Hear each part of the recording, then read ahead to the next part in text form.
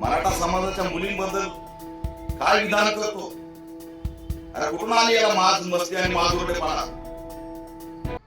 कमरा तोंडाचे लाज कशी वाटली नाही? माता जिजाऊ, माता रमाई, माता सावित्री, माता अहिल्या याच्यामध्ये भेद करताय? अरे त्या लेकीला तरी तुमच्या सुपारीतून बाजूला ठेवा. सुपारी बहादरांनो, बुडात तर तुमच्या दम नाही एकामेकासमोर येऊन लढायचा. लाज कशी वाटली नाही महाराष्ट्राच्या लेकीचा अपमान करताना? डॉक्टर बाबासाहेब आंबेडकरांनी आंतरजातीय विवाहाला स्थान दिलं. आंतरजातीय विवाह केला तर जातीयांताचा लढा त्या ठिकाणी निर्माण होतो. हे अक्कल नसणारे डांबराळ तोंडाचे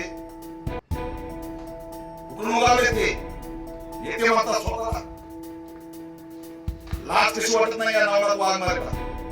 आणि पोलीस आतापर्यंत गप्प काय? महाराष्ट्राच्या मुलींबद्दल, लेकींबद्दल अपमान केला जातो आणि नावनाथ वाघमारेवरती गुन्हा दाखल होत नाही. तात्काळ नावनाथ वाघमारेवरती गुन्हा दाखल झाला पाहिजे आणि पोलिसांनी उलटा टाकून मारला पाहिजे.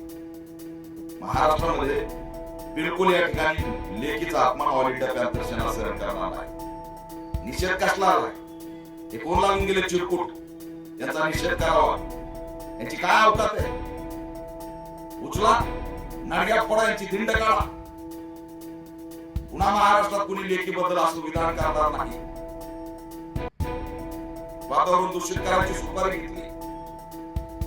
पोलिसांना पण सांगतोय तुम्हाला पण लेकी आहेत, योग्य नाही.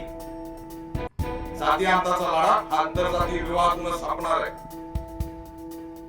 त्याच्यामुळे विनाकारण या आपल्या नावनाथ वाघमारेंना प्रसिद्धी देऊ नका.